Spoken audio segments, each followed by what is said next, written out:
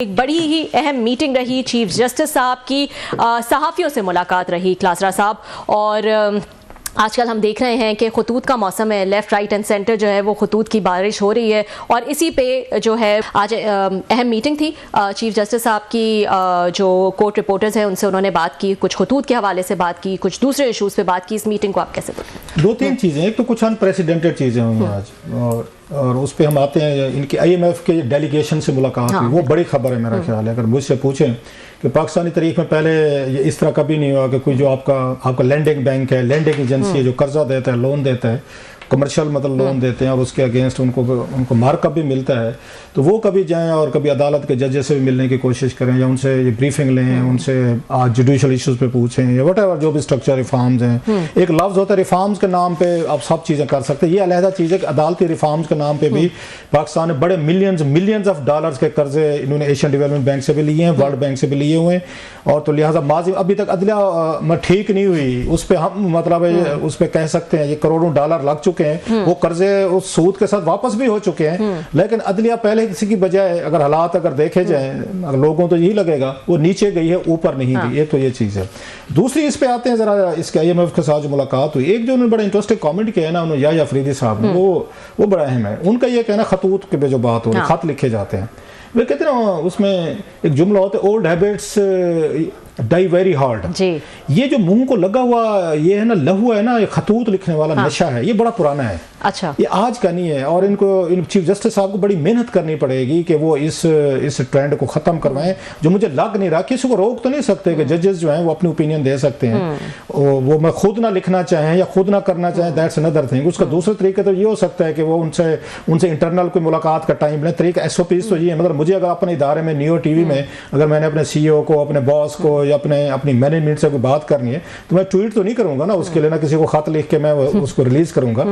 मैं व्हाट्सएप पे या कॉल पे रिक्वेस्ट कर लूंगा, जी मैंने मिलना है, मिल के बात कर लूंगा।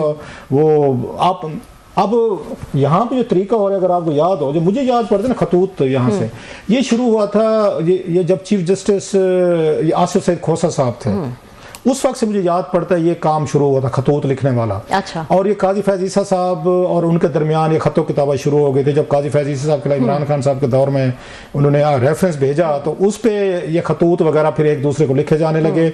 और वो भी उस वक्त भी यही होता था। और उन चीफ जस्टिस आसिफ सईद खोसा साहब ने बात की थी कि खत मेरे तक बाद में पहुंचता है, वो मीडिया को पहले रिलीज हो जाते हैं। तो उस वक्त इल्ज़ाम लग रहा था उन पर काजी फैज़ ईसा साहब पे, उनके बहुत सारे यहाँ पे यूट्यूबर्स या उनके हमदार सिंपथाइजर समझते थे कि उनको विक्टिमाइज किया जा रहा है, उनके साथ ज्यादती हो रही है, एस्टेब्लिशमेंट कर रही है, खान साहब कर रहे हैं, तो वो उनको सपोर्ट दे रहे थे।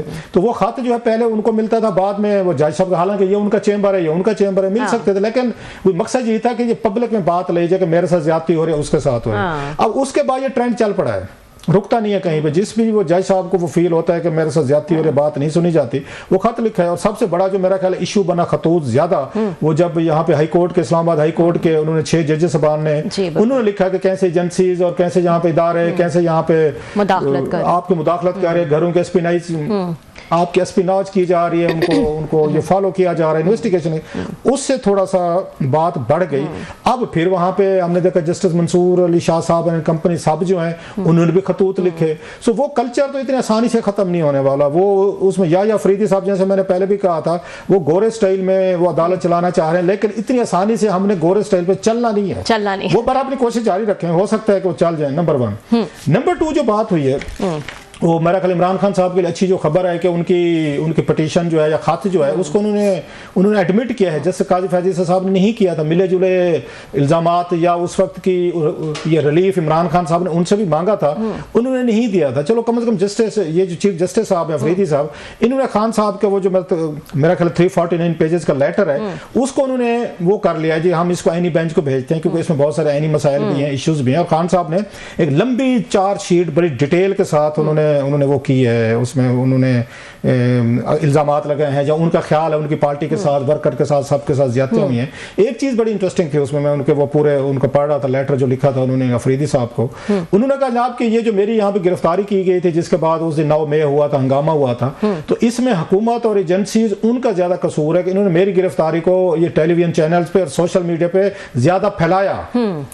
इन्होंने फैलाया, मतलब हुकूमत ने फैलाया और सोशल मीडिया पे इन्होंने फैलाया। हालांकि उस वक्त सबसे ज्यादा एक्टिव जो थे वो तो पीटीआई वाले बेचारे खुद थे कि जनाब हमारे उन चीफ को खबर भी बहुत बड़ी थी, खान साहब की गिरफ्तारी की खबर को कैसे दबाया जा सकता था। अगर वो समझते हैं दब सकती थी तो वो अपनी इंपॉर्टेंस कम कर रहे हैं। बिग लीडर, उनकी फॉलो होंगे, बड़े वोट है, लेकिन क्योंकि वो केस बन गया है, उन पे भी बना है, उनके पार्टी वर्कर पे भी बना है, सजाएं भी हो गई हैं, तो खान साहब ने कहा है कि जनाब 9 मई वाला वाकया जो है ना, हुकूमत ने मेरी गिरफ्तारी को जानबूझ के वो किया, उसको स्प्रेड किया ताकि मेरा वर्कर जो है ना वो गुस्से में आए, बाहर निकले और वो जाके हमले कर दे। और कुछ ऐसे लोग भी डाल दिए गए थे इसमें, इस मजमे में बाहर से, जिनका काम यही था कि तोड़ फोड़ करें, लड़ाई झगड़ा करें, इश्तियाल अंगेजी, ताकि हमारे पे ये भी उसमें खत्म था। मेन चीज जो मैं उसमें इसको एड्रेस करना चाह रहा हूँ वो है आईएमएफ की मीटिंग। वो मेरा ख्याल है कि आज तक कभी नहीं हुआ था। चले पहले वो स्ट्रक्चर रिफॉर्म्स की बात करते थे कि उसमें फाइनेंशियल इंस्टीट्यूशंस की बात करते थे कि स्टेट बैंक को ठीक करो, आप एफपीआर को ठीक करो, फाइनेंस को ठीक करो, उस ऑडिटर जनरल का करो, एससीसीपी करो, अकाउंटेंट करो, मतलब इस तरह की चीजें समझ में आती थी। टैक्स रिफॉर्म्स करें, अच्छा जो इदारे आपके घाटे में जा रहे हैं प्राइवेटाइज करें, जो एम्प्लॉइज हैं गोल्डन हैंड इनको शेक दें, अपने जो आपके एक्सपेंसेस हैं वो काम करें, जो कि समझ में आती थी कि हम जो आपको 7-8 अरब डॉलर दे रहे हैं तो हमें रिकवरी कैसे होगी, अंडरस्टैंडेबल। तो और उसके बाद वो इदारों में वो चेंजेस भी कराते थे और जो बड़ी ज़रूरी होती थी। हुकूमत और हमारी ब्यूरोक्रेसी और हमारी पॉलिटिकल, हमारी इलीट की नलायकियां देखें, आईएमएफ के कहने पे आपने तब्दीलियां करनी है कि इससे बेहतरी होगी, खुद नहीं करनी, नलायकी देखें। वो वाशिंगटन बैठ के या कहीं भी बैठ के आपको वहां से बताते हैं कि आप में फलां गलतियां हैं, आप कर रहे हैं और आप करते हैं, और फिर लोगों का मजलूम बन जाते हैं, जी हम तो नहीं करना चाहते थे, तो आईएमएफ ने हमारे ऊपर उन्होंने ये अंगूठा रख के हमसे करा, इट्स नॉट आवर फॉल्ट। क्यों? आपके अंदर कैपेसिटी नहीं, आप पॉलिटिकल प्राइस नहीं देना चाहते। आप अच्छे होते ना और काबिल होते, हमदर्द होते, तो लोगों को बताते कि ये चेंजेस करना आपके लिए जरूरी है, वोट देने मुझे अगले साल दें ना दें, लेकिन ये चेंजेस मैं करूंगा, मैंने करनी। आईएमएफ को आपने पंचिंग बैग रखा हुआ है कि आईएमएफ कह रही है, उस पर आप सारी चीजें डालते रहते हैं। लेकिन अब ये नया ट्रेंड है, अब इसमें चीफ जस्टिस साहब के पास क्या ऑप्शन थे? सवाल ये होना चाहिए क्या उन्हें मिलना चाहिए था या नहीं मिलना चाहिए था। एक तो ये था कि मतलब इस वक्त उसमें मोस्टली बात यही की जाएगी कि नहीं मिलना चाहिए था। आप एक जज हैं, आपका क्या काम है? ये फाइनेंशियल इश्यूज हैं, हुकूमत जाने और उसका आईएमएफ जाने, आपने तो नहीं चला रहे, फाइनेंशियल इंस्टीट्यूशन आप तो नहीं चला रहे। एक ये था। दूसरा था नहीं मिलना चाहिए। इन दोनों को थोड़ा सा देख लेते हैं। न मिलने की बात थी कि अगर आईएमएफ कॉल को आपके इसे प्रोग्राम से निकल जाता है कि जनाब आपने जो अदालतों के हवाले से हमें शिकायतें आ रही हैं, इश्यूज आ रहे हैं, इंटरनेशनल कंसर्न्स हैं, हम उन पर बात करना चाहते थे, अदालती रिफॉर्म्स को देखना चाहते, क्योंकि अदालती रिफॉर्म्स का भी बड़ा तल्लुक है आपके फाइनेंशियल इंस्टीट्यूशन से, इन्वेस्टमेंट से, कि जो बाहर से सरमायाकार आ रहे हैं, क्या उसको लगता है इस मुल्क में कानून आइन को अदालतें हैं, उसके बाद पैसा लगाएगा। लिहाजा आईएमएफ कह सकती है कि हमारी कंसर्न्स हैं, हमारा रेलेवेंट यहाँ पर बनता है। अब चीफ जस्टिस कहते हैं मैं नहीं मिलता, तो कल को आईएमएफ वही काम करता जो 2022 जनवरी फरवरी में इमरान खान साहब की वजह से किया था, जब उन्होंने आईएमएफ के साथ जो उनके सब्सिडीज की शराइत थी तोड़ी, तो आईएमएफ निकल गई थी। उसके बाद जो हशर हुआ, आपको याद होगा, रुपीज जो है वो 182 तक इमरान खान साहब के दौर तक रहा, 155 से बाद में वो 300 रुपए क्रॉस कर गया। सो आपके उसका आज तक आप उसका खमियाजा जो भुगत रहे। तो फिर हुकूमत ने चीफ जस्टिस पे डाल देना था, भाई साहब अब जज साहब आप हैं, हुकूमत चला लें। हमने कहा था घंटे की मुलाकात है, आप उनको ब्रीफ कर दें, पॉइंट ऑफ व्यू जो भी बता दें। आपने कहा जी मैं नहीं मिलता, मेरी आजादी का मसला है, तो ये लें जनाब को उसके 200 आपके 80 रुपए से डॉलर जो है ना वो पहुंच गया जी 400 रुपए पे, अब जाए भुगते हैं। तो इतना बड़ा बोझ मेरे ख्याल चीफ जस्टिस साहब नहीं उठा सकते थे। सो ही डिसाइडेड कि ठीक है हुकूमत के मसले, हमारी कमजोर इकोनॉमी, हमें जरूरत है आईएमएफ की जरूरत है, हुकूमत अगर मुझे रिक्वेस्ट कर रही है तो मैं भी इसका पिलर हूं, कल को हमें भी तनख्वाहें मिलनी, हम भी इस मुल्क में रहते हैं। अगर मुल्क ये खुदा न खासा कोलैप्स कर गया, डिफॉल्ट कर गया, तो हम सबका नुकसान है ना। तो लिहाजा मुझे मिलकर उनको ये कैल करने में या आर्गूमेंट देने में क्या है, I am doing my best. So मेरा ख्याल है अगर मुझसे पूछें, ये दोनों साइड्स हैं, गलत काम भी इसको लोग कहेंगे, लेकिन दूसरी साइड भी उतनी ही ताकतवर है कि चीफ जस्टिस साहब के पास कोई ऑप्शन नहीं था कि वो मुलाकात ना करते, नहीं तो कोई ऑप्शन नहीं था। मेरा ये ख्याल है, बोरोइंग कंट्री है तो उनके पास जो है वो ये ऑप्शन ही नहीं है कि आईएमएफ को जो है वो इस तरह से मना किया जाता। एक ब्रेक ले लेते हैं, ब्रेक के बाद हम इसी इशू पे मजीद बात करेंगे।